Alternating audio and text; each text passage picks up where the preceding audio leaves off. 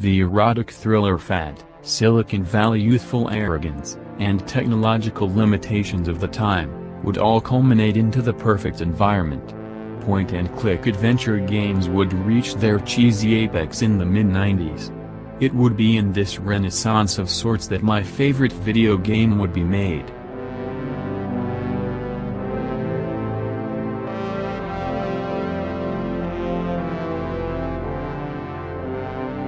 The Beast Within was the second in Sierra's 3-game series. It would be many years before I would play the others.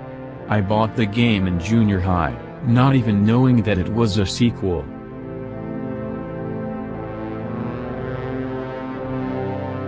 The game is playable without knowing the backstory, but it's more enjoyable if you do. To fill you in, Gabriel Knight is a bookseller and novelist in New Orleans who learns in the first game that he is descended from a family that fights supernatural evils. In the course of the game, the family's patriarch, Wolfgang Ritter, is killed, leaving Gabriel his ancestral castle and the title of Schottenjäger. The other main character is Grace Nakamura, a college student who works in Gabriel's shop and does research for him. The game begins with a prologue, in which we're shown several short scenes that will make more sense as the story unfolds.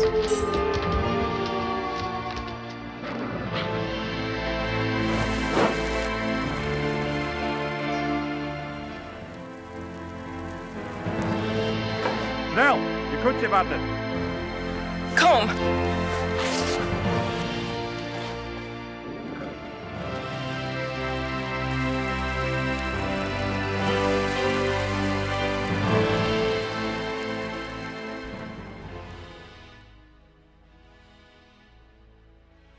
After the prologue you can begin the game proper, which starts with a Chapter 1 cutscene.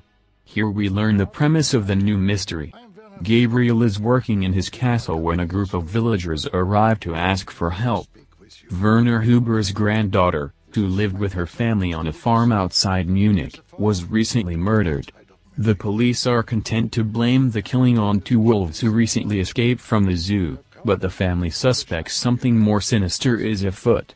They have approached Gabriel, as the Schottenjäger, to ask him to investigate. 2 nights ago, his wife goes to the window of the house to call in their daughter, Tony. It is getting dark. The light outside is not so good, yeah? She sees Tony some meters away, playing in the grass. And she sees a wolf. It is huge. And it is moving towards the child. The mother screams to the child, warning.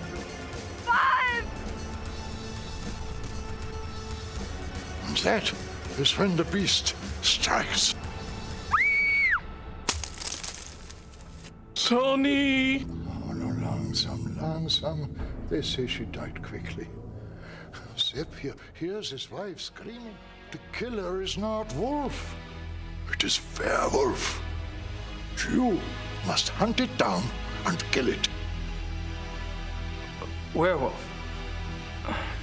What makes you think it's a werewolf? The wolf looked at me. Its eyes were human. It knew what it was doing. It knew.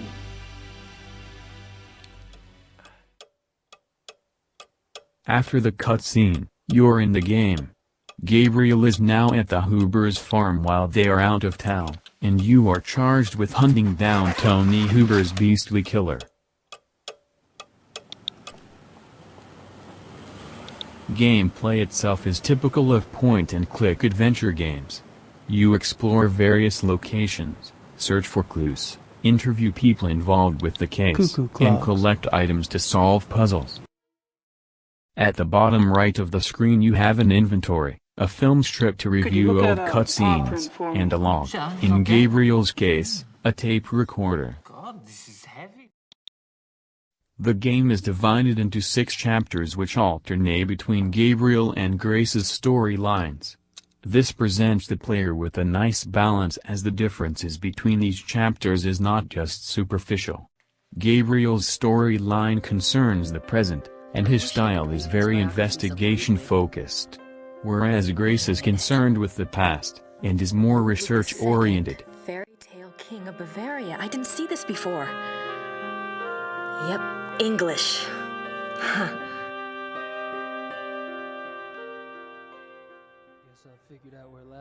Sierra was a pioneer in the adventure game genre, and by this time they had perfected the craft. The interface in The Beast Within is much simpler than previous games. In earlier titles you had several cursors that you had to choose from to get the right outcome. For instance, as you wanted to look at something on screen you needed the look cursor selected. If you had the use cursor selected it wouldn't work. In The Beast Within, there is only one cursor. If you can interact with something on screen the cursor will change color when you hover over it. Looks like a television news crew.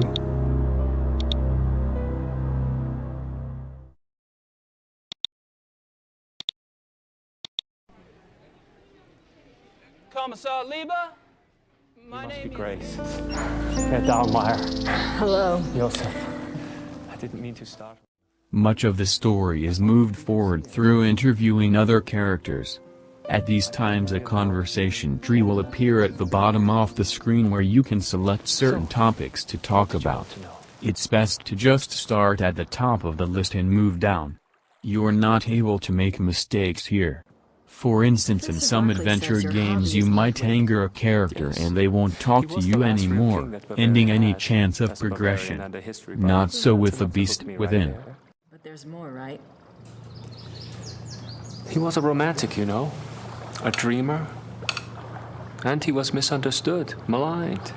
Sounds like you can relate. Me? Hell, I have it easy. At least I live in the 1990s. And not every eye in the country is on me. But, yes, I can relate. You know about Ludwig's diary, right? Of course. The puzzles can be extremely challenging. One infamous example is the cuckoo clock puzzle. You need to enter this door, however it's locked. Locked.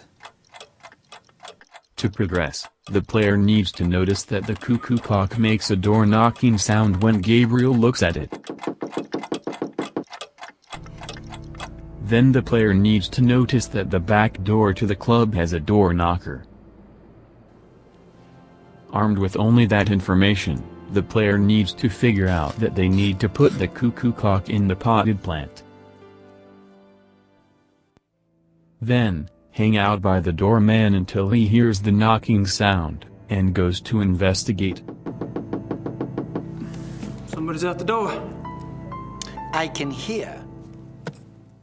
Then, get the keys from the doorman's podium. Then, unlock the door. Then, take the cuckoo clock out of the potted plant. Then, put the cuckoo clock right back in the potted plant. Then, return to the doorman and wait for him to leave again.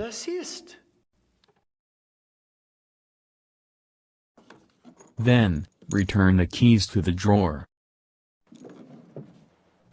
Then, finally, Gabriel can open the door. The acting is hilariously hammy. Paw prints found at the scene indicate an animal much larger than the zoo wolf species Canis lupus. Und fragt, wieso together to do so. Of course I'll help you, Pumpkin. I'd like to know myself, wouldn't I? It isn't every day one's taken over by a disembodied spirit, and I don't much care for it, thank you. You're not talking about a seance, are you? Oh, heavens, no. Thank God. Himmel's right. I'm much better at tarot cards. I can read for you or for someone. But an aria, sung to the audience, off to one side, would be very effective. Hildegard has one. Yes, but the audience is not supposed to know it's you until the transformation into a wolf. It's a surprise. You know, surprise. I realize that's the way it's written. I simply disagree with its effectiveness. Character motivations are also hard to discern sometimes. For example, one of the first things Gabriel does is rummage around another character's office for clues. At this point in the game, Gabriel has no reason to suspect this character is involved in the murder. He's just someone who works at the zoo. I'm afraid I was just about to leave. Oh, that's all right. Perhaps another day. Perhaps. Good luck with your work, Mr. Knight. After you? Similarly, Hi. Grace often behaves as though there was romantic tension between her and Gabriel. How did you unlock I the door? assume that this was established in the first game, but after playing it, I discovered that this is completely new. Grace and Gabriel's previous relationship was that of an exasperated assistant and her reckless employer. Her attitude towards him ranged from complete indifference to mild annoyance. All right. Look, let's just drop all the pretense, okay? Obviously, I found the passageway. I know what's been going on in this little Alpinian love nest, and really, I couldn't care less. If you want to screw around with your employer, that's none of my business. But what I won't put up with is this assisting the Schottenjäger crap. I gave up school to work on this stuff because I thought it was important. I'm doing the research that Gabriel wanted, and so help me, I'm going to be doing more than just research this time around. And I'm not going to sit around and wait for him to call and give me permission. And if you don't like it, it's just too damn bad! Whether something happened between games or not, Okay. Gabriel seems to be completely unaware of this new dynamic. You do the damn research.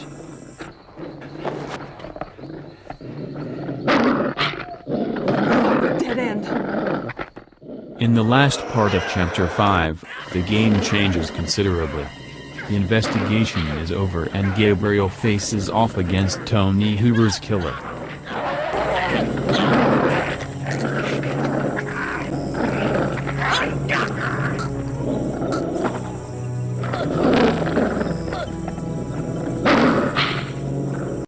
It is also the first time that Gabriel can actually die.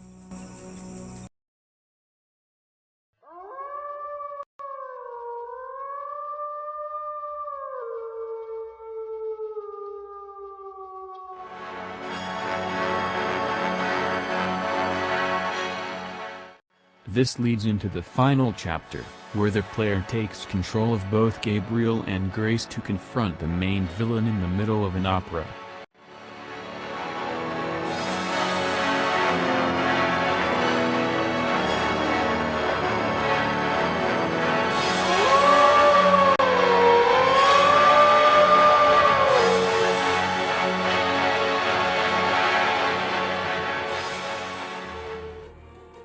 In the finale, Gabriel is in wolf form, and it completely changes the gameplay.